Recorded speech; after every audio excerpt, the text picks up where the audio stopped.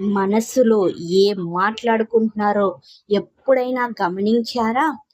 అసలు ఎందుకు గమనించాలి?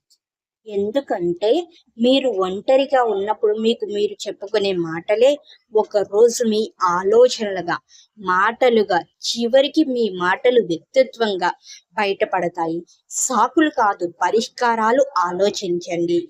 Yes, the words you tell yourself in solitude eventually become your thoughts, words, and character. Don't think of excuses, think of solutions.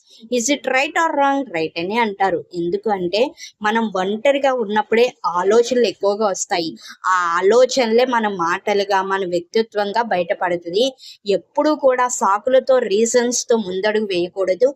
దాని యొక్క పరిష్కారాలు ఏంటి అంటే సొల్యూషన్ ఏంటి అనే విధానంలో ఆలోచించాలని చాలా క్లుప్తంగా, వివరంగా ఇచ్చారు. సో ఇది మీ అందరికీ తెలియాలి, మీరందరూ కూడా తెలుసుకోవాలని షేర్ చేస్తున్నాను.